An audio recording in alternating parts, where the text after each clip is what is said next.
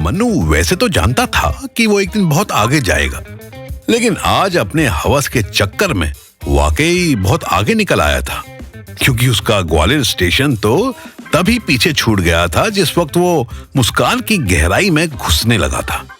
फिलहाल मनु तान्या के गुस्से को सोचते हुए अपना सर पकड़कर बैठना चाह रहा था, लेकिन उसके पास अब इसके लिए भी टाइम नहीं था। उसने फटाफट ठीक से अपनी पैंट पहनी और सामान लेकर ट्रेन से उतरा। अरे अब यहाँ से कहाँ जाओगे? मैं छोड़ देती हूँ, इस बहाने आपका स्टे देख लूंगी और आना जाना भी बना रहेगा। नहीं, वो मैं एक कजन दीदी के घर जाऊंगा, तो वहां तो मिलना पॉसिबल नहीं है, पर मैं आपसे मिलूंगा ना बहुत जल्द। मुस्कान मनु के गले लगी और मनु को बाहों में भर के गहरी सांस ली। मुस्कान तो गले मिल रही थी, पर मनु को ऐसा लगने लगा था कि ये गले पड़ रही थी। लगता है आपको हमारा मिलना कोई खास अच्छा नहीं लगा। नहीं, ऐसा नहीं है। ये क्यों कहा? आप बिना अपना नंबर दिए जा रहे हैं। खत लिखने के लिए आपका एड्रेस भी तो नहीं है मेरे पास। वैसे तो मनु इन सब बातों में कभी नहीं चूकता, लेकिन उसके दिमाग में इस वक्त जबरदस्त हलचल चल रही थी। और चले भी क्यों ना। एक तरफ शिवानी, जो अब तक एक माँ की तरह सोच बैठी होगी कि पक्का मनु किडनैप हो गया है, जो वो फोन नहीं उठा रहा, और दूसरी तरफ तान्या है, जो बेसब्री से उसका इंतजार कर रही थी। क्या सोच रहे हो? कोई बात नहीं, अगर आपको नंबर देने में शर्म आ रही है तो। अरे नहीं, वो मैं बस काफी साल बाद आया हूँ ना, तो दीदी का एड्रेस याद कर रहा था। मोबाइल दीजिए आप, मैं टाइप कर देता हूँ। मनु ने नंबर दिया और मुस्कान के जाने का इंतजार करने लगा। दोनों रोमांटिक स्माइल देते हुए अपने अपने रास्ते चल दिए। उसके जाते ही मनु ने अपनी जेब से फोन निकाला ही था कि उसकी शिवानी का कॉल आया। हेलो शिवानी। मनु, कहाँ हो तुम? ठीक हो या नहीं? कितने कॉल किए तुम्हें, फोन क्यों नहीं उठाते हो? तुम ठीक से ग्वालियर पहुँच गए ना? हाँ बेबी, मैं ग्वालियर में ही हूँ, ठीक से पहुँच गया। वो फोन का डिस्प्ले सही काम नहीं कर रहा था, इसलिए तुम्हें कॉल नहीं लगा पाया। अभी कहाँ हो? दोस्त के घर पर, बस नहाने ही जा रहा हूँ, फिर सीधे क्लाइंट के पास। इतनी सुबह? कितने मेहनती हो बाबू आप। अच्छा चलो, ओके बाय, फ्री होकर कॉल करना। Love you. Love you too baby.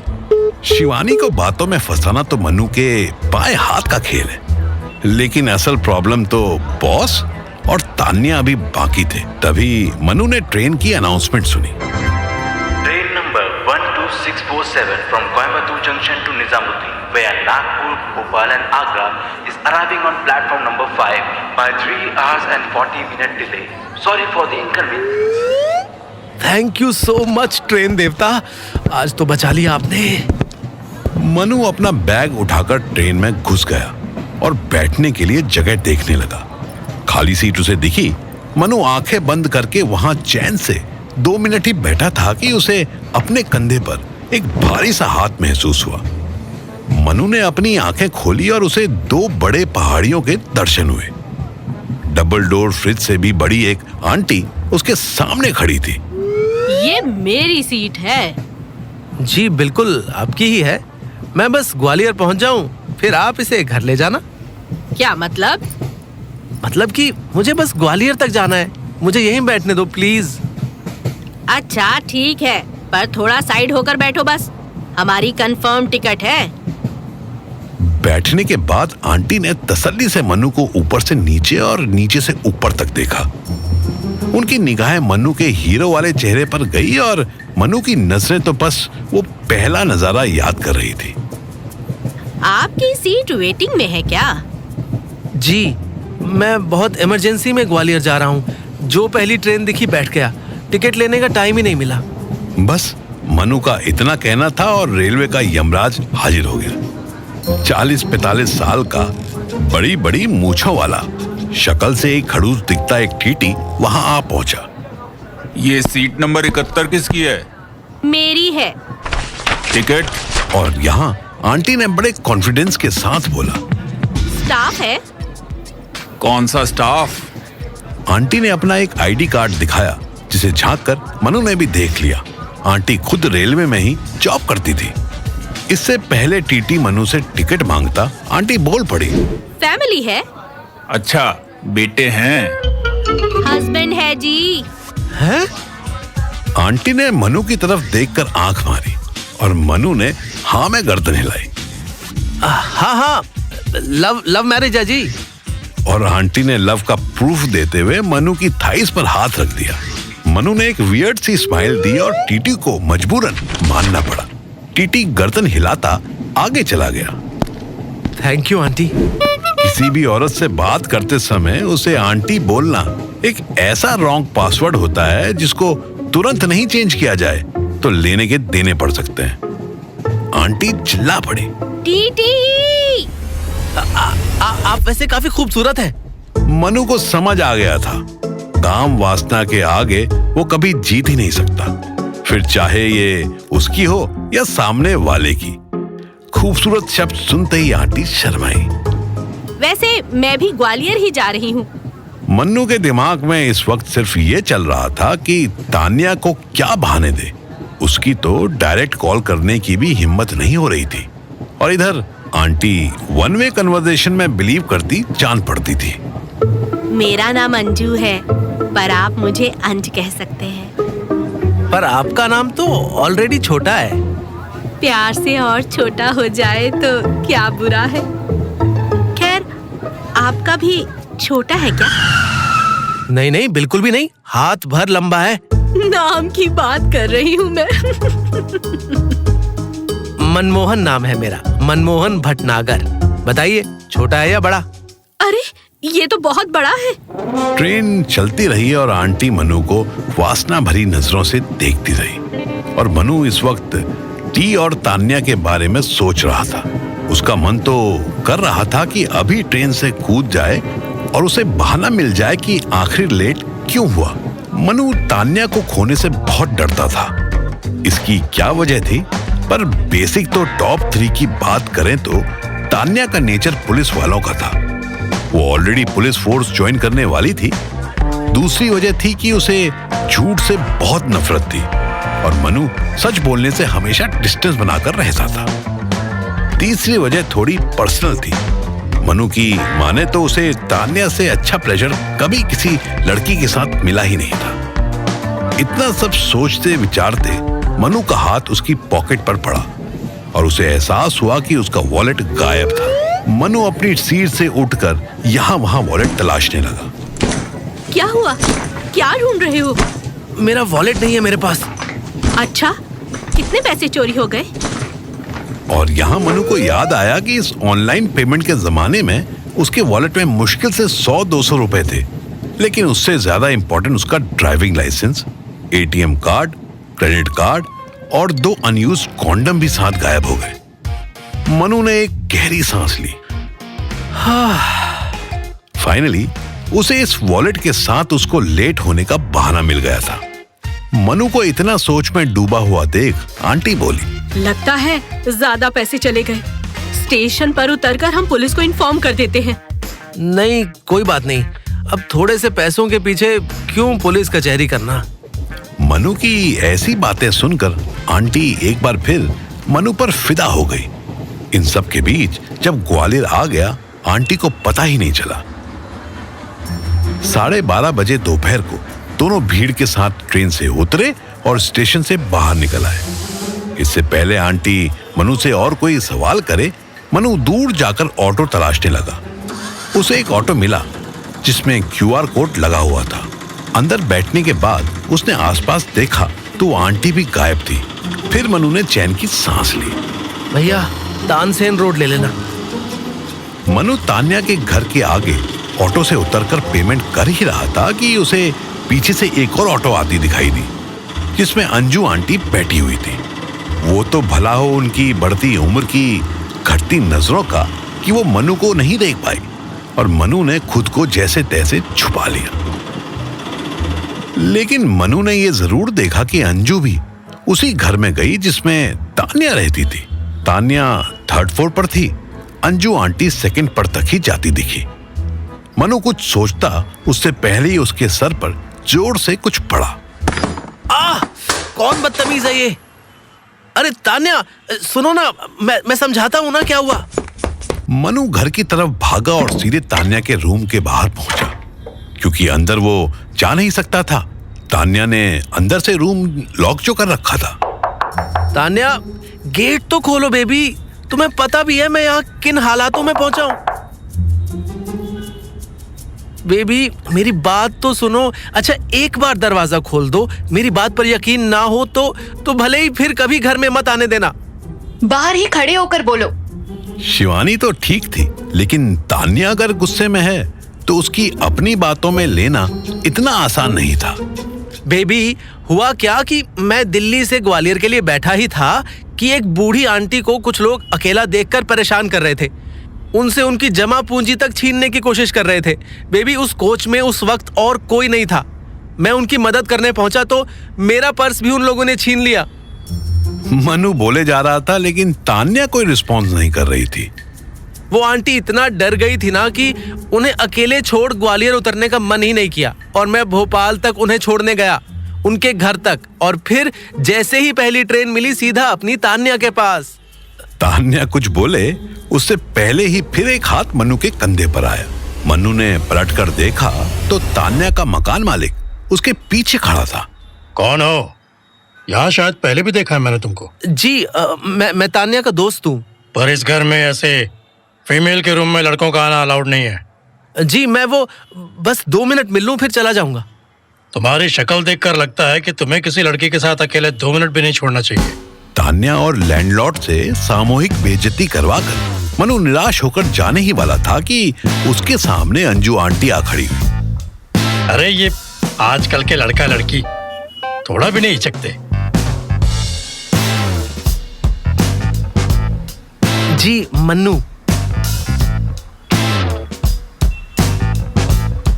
Mannu थोड़ा चौंका, लेकिन ट्रेन वाले इंसिडेंट से उसे पूरा भरोसा था कि ये अंजू आंटी काम बनवा ही देगी। ये सुनते ही तान्या ने झट से दरवाजा खोला। तुमने इनकी भी हेल्प की थी? अंजू मन्नू को आंख मारती लैंडलॉर्ड का हाथ पकड़कर उसे नीचे ले जाने लगी। ओ महिलाओं के मसीहा, मुझे एक बात बताओ, तुम्हारा पर्स किस लेडी को बचाने में चोरी हो गया?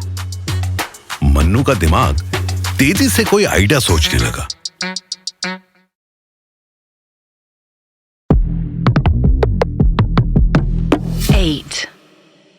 दोपहर के 1 बजने वाले थे जब अंजू आंटी की मदद वाली बात सुनते ही तान्या ने दरवाजा खोला और ऑलमोस्ट डांटते हुए मन्नू से पूछने लगी। ओ महिलाओं के मसीहा, मुझे एक बात बताओ, तुम्हारा पर्स किस लेडी को बचाने में चोरी हो गया?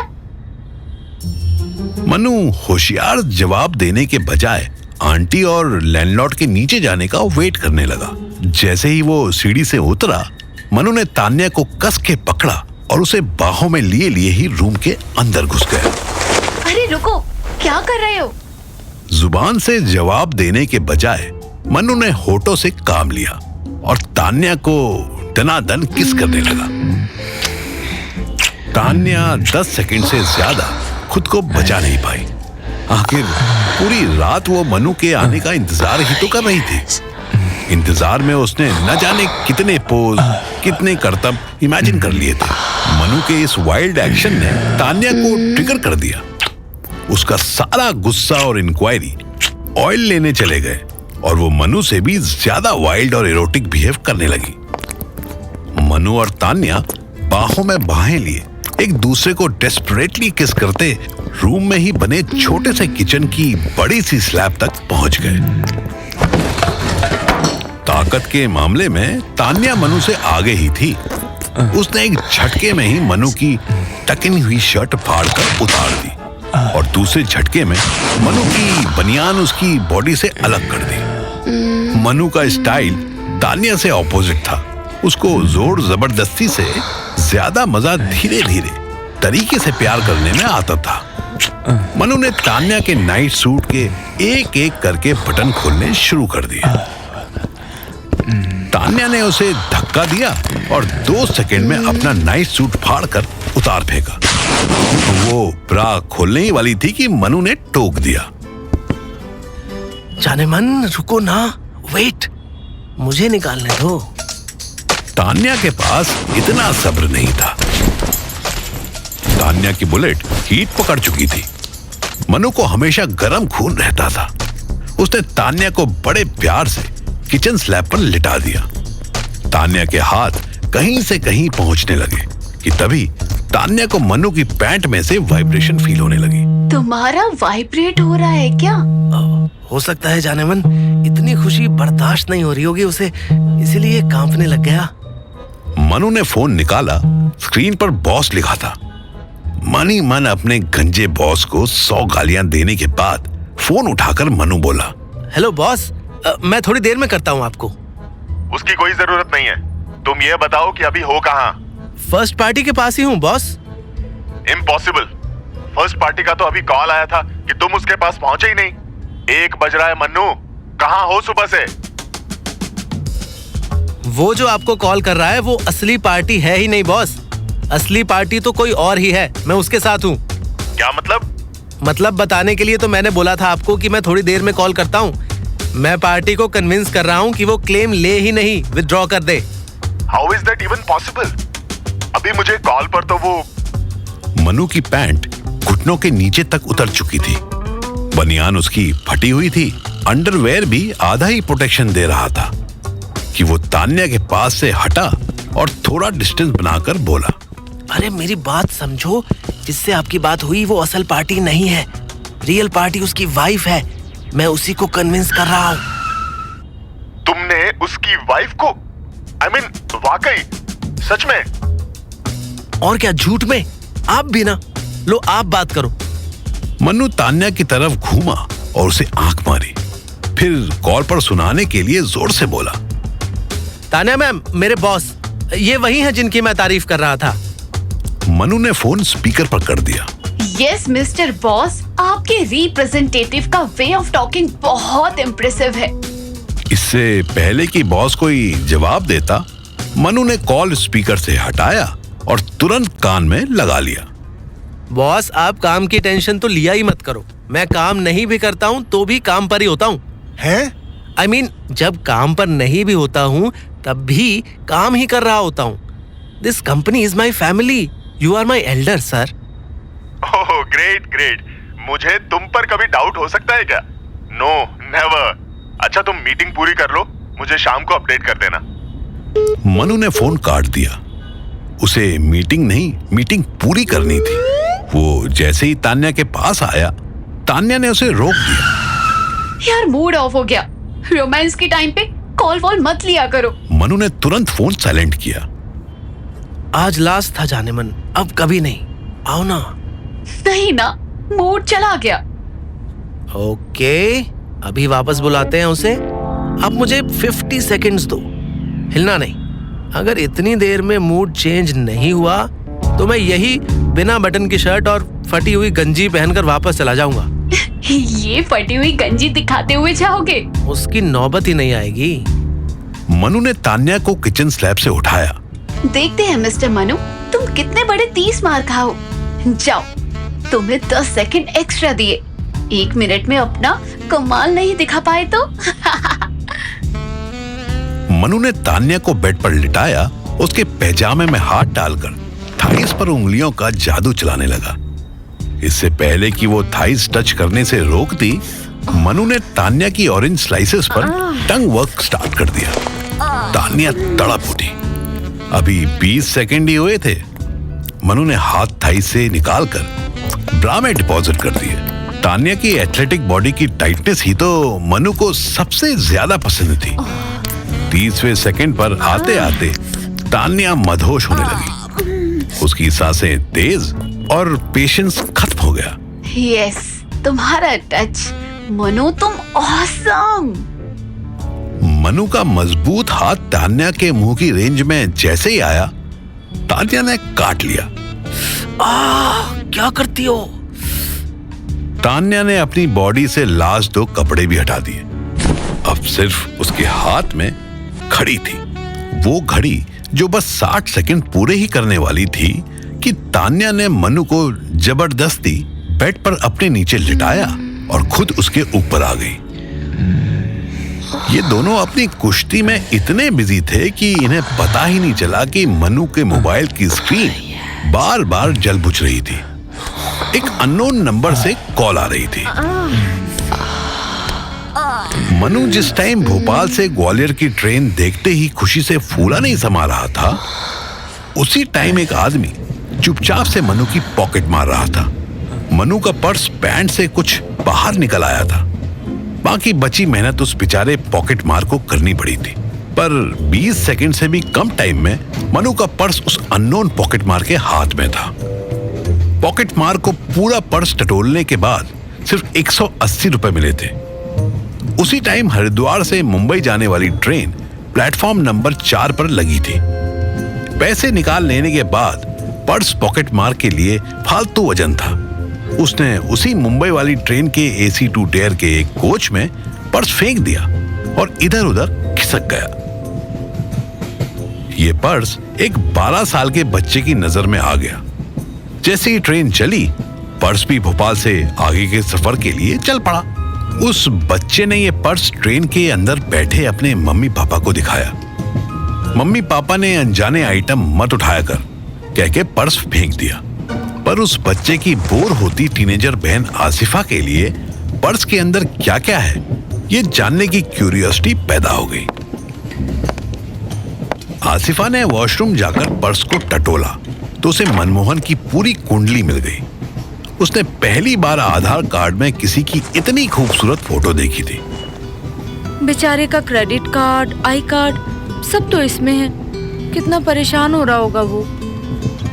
पर इसमें एड्रेस तो दिल्ली का है और हम तो बम्बई जा रहे हैं। अरे हाँ, विजिटिंग कार्ड भी तो है, कॉल कर लेते हैं। बेचारी आसिफा क्या जानती थी कि मन्नू कितना परेशान था। मन्नू की परेशानी तो आहों करहाओं में निकल रही थी। आसिफा ने 3 बार कॉल मिलाए, पर जब फोन ना उठाया तो पर्स अपने बुरके में छुपाकर वापस आई और सबके साथ बैठ गई। मनु और तान्या हाफते हाफते पीक पर जैसे ही पहुंचे, वैसे ही निढाल होकर गिर पड़े। पूरी रात ट्रैवल करके आए हो, फिर भी इतनी एनर्जी? क्या खाते हो? खाने का नाम सुनते ही मनु को बहुत तेज भूख लगने लगी। क्या खाते हो नहीं, पूछो क्या खाओगे। मुझे भूख लग रही है बहुत जोर से, कुछ खिलाओ ना। तान्या ने फ्रिज की तरफ इशारा किया और खुद को एक चादर से ढक लिया। फ्रिज में कुछ पड़ा होगा।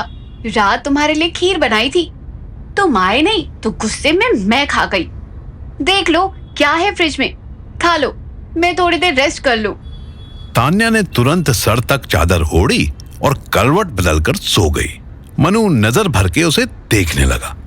कमीनी साली, अपना काम हुआ और सो गई। कुछ बोले क्या? यू आर ऑसम ये बोला।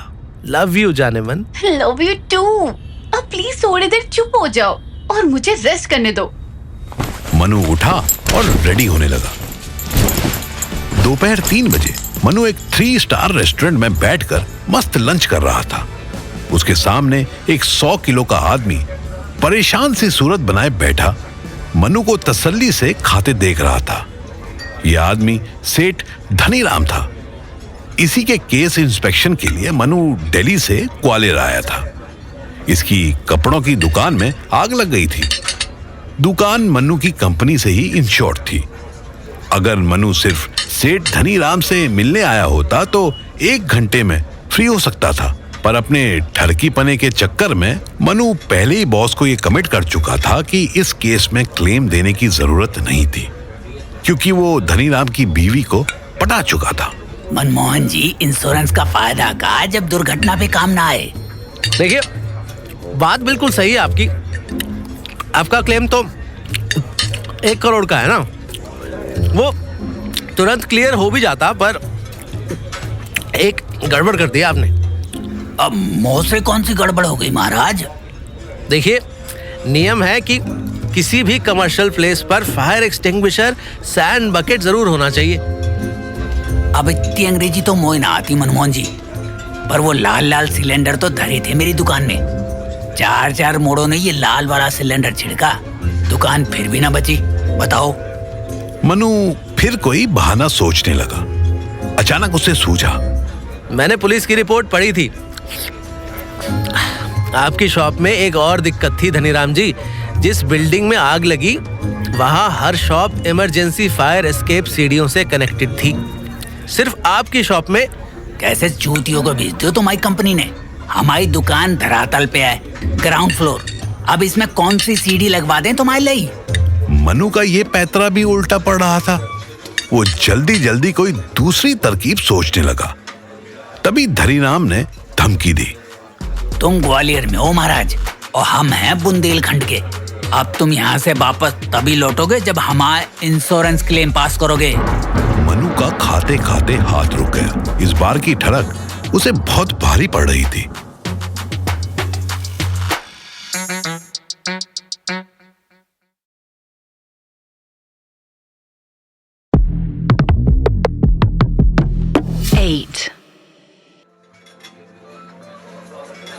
दोपहर के 3 बजे मनु एक 3 स्टार रेस्टोरेंट में बैठा सेठ धनीराम की कृपा से मस्त खाना खाते खाते इंश्योरेंस क्लेम की बात कर रहा था। लेकिन अब धनीराम ने मनु को साफ धमकी दे दी थी कि अगर उसने इंश्योरेंस क्लेम अप्रूव नहीं किया तो वो उसे यहाँ से जाने ही नहीं देंगे। धनीराम जी, आपको वाकई लगता है कि मुझे धमकाने से आपका काम हो जाएगा? आपको क्या लगता है बस मेरे साइन करते ही कंपनी आपका इंश्योरेंस पास कर देगी? तो क्या नहीं करेगी? और कितने इंस्पेक्टर आएंगे धूल उड़ाने? और हम तुम्हें इसलिए ना धमका रहे कि तुम पास ना कर रहे। हमें तो बस ये समझ में ना आ रहा कि तुम बिना दुकान देखे ये सारी गणित कैसे बिठा रहे। ये तो ऐसा लग रहा है कि बहाना बना रहे हैं पैसा ना देने के। नहीं नहीं धनीराम जी, मैं तो चाहूंगा कि आपका जितना नुकसान हुआ है उसकी डबल कीमत आपको मिले, राइट? मनु ने टिश्यू से हाथ पोंछे। धनीराम के चेहरे पर एक छोटी सी मुस्कान आई। पर कंपनी ऐसा नहीं चाहेगी ना कि आपका जितना लॉस हुआ है आप उससे ज्यादा का क्लेम कर दो। क्यों? इंश्योरेंस अप टू 1 CR है आपका। आइए आपकी शॉप चलते हैं, देखते हैं आपका कितना नुकसान हुआ है। धनीराम के चेहरे का रंग बदला। हाँ हाँ चलो, हम तो कही रहे कि देखो चल के। शाम 4 बजे मनु एक विशालकाय शॉप के अंदर खड़ा था। सारी दीवारें, सारा फर्नीचर सब जल चुका था। वैसे आग लगे 1 हफ्ता हो चुका था, पर मनु की नाक में अभी भी जले की बदबू आ रही थी। उसने रुमाल निकाला और मुंह पर रख लिया। सेठ जी, कितने का माल बताया आपने जो जल गया? जी माल तो 2 करोड़ से ज्यादा को होगा, पर इंश्योरेंस तो बस। हाँ 1 करोड़ का इंश्योरेंस है आपका, आई नो। मनु पूरी शॉप में छानबीन करने लगा। एंट्रेंस पर वापस लौटा तो उसे वो इलेक्ट्रिक जंक्शन बॉक्स दिखा जिसकी वजह से आग लगी थी। मनु ने पेन निकालकर उस पर जमी कार्बन हटाई, फिर मुंह से रुमाल हटाकर उसे जोर से सूंघा। मनु मुस्कुराया। उसने जंक्शन बॉक्स की हर एंगल से फोटो ली। सेठ धनीराम उसके पास आया। ये तो पुलिस वाले भी देख के गए। बोले बुरा हाल हो रखा है बिजली बोर्ड का। आप इस बुरे हाल वाले बॉक्स को सूंघिए। अरे हम कोई कुत्ता थोड़ी है जो। कोई बात नहीं, मैं तो कुत्ता हूं ना अपनी कंपनी का। मैं सूंघ लेता हूं। और मेरी सूंघ ये कहती है धनीराम जी कि इस जंक्शन बॉक्स पर मिट्टी का तेल डाला गया था। हैं? मिट्टी का तेल, घासलेट, केरोसिन, वो नीले वाला ऑयल, याद आया? सेठ धनीराम के चेहरे पर हवाइयां उड़ने लगी। वो हमें क्या पता? अब जे सब आपकी शॉप पर तो लेडीज गारमेंट्स होते हैं ना? सॉरी, आई मीन होते थे।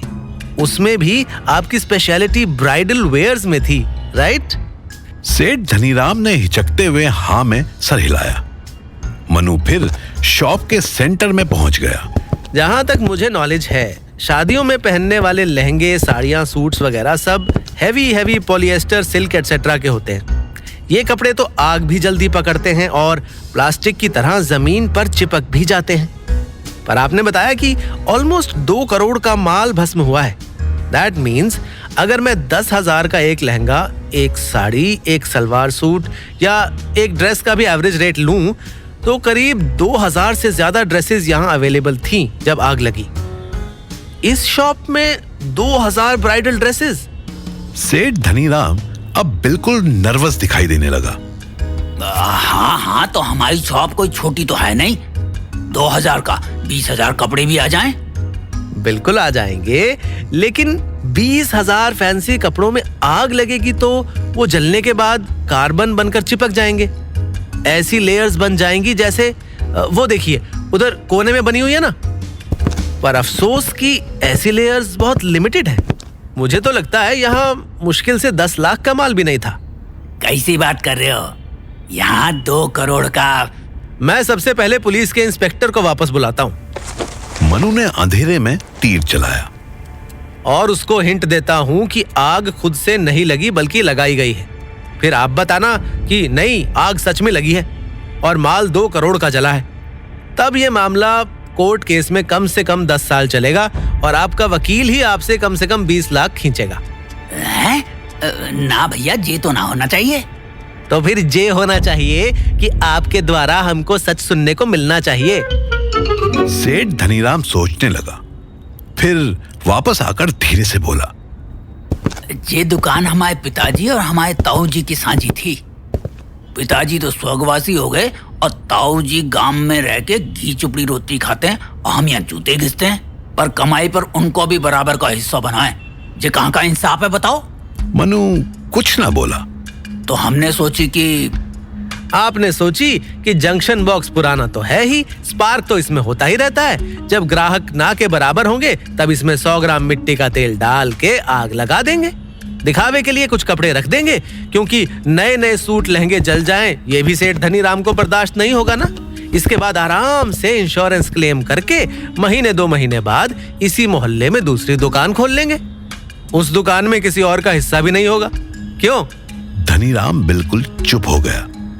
वैसे लोकल पुलिस को जंक्शन बॉक्स से केरोसिन ऑयल ना मिला हो मैं मान नहीं सकता। उधर कितना खिलाया आपने? धनीराम अब निगाह मिलाने से भी बचने लगा था। उसको एहसास हो रहा था कि मनमोहन को इंस्पेक्शन के लिए बुलाकर उसने गलती कर दी थी। 2 लाख। ओहो, मैं इतना भूखा तो नहीं हूँ। मेरी भूख 1 लाख में ही मिट जाएगी। ऐसे कैसे? एक तो हमारा इंश्योरेंस ना दे रहे और दूसरा हमसे ही रुपया। धनीराम जी, ये पैसा मैं क्लेम का नहीं, केस का मांग रहा हूँ। क्लेम तो आप भूल ही जाओ, लेकिन ये जो मैंने अभी डिडक्ट किया है इसकी रिपोर्ट मैंने दिल्ली जाकर अपने बॉस को दी तो यहाँ दोबारा इंस्पेक्शन करने सीधे डीएसपी साहब आएंगे और आपके लोकल थाने वाले भी ढोलक बजा के जाएंगे। अब आप बताइए, आप लहंगा फैलाना चाहते हैं या समेटना? शाम 6 बजे मनु ग्वालियर रेलवे स्टेशन पर खड़ा इंदौर चंडीगढ़ एक्सप्रेस का इंतजार कर रहा था कि उसका फोन बजा। नंबर अननोन था। Hello, who's there? मनु को किसी लड़की के हंसने की आवाज आई। साथ ही उसे फील हुआ कि जैसे लड़की ट्रेन में है। हेलो डियर, क्या मैं जानता हूँ आपको?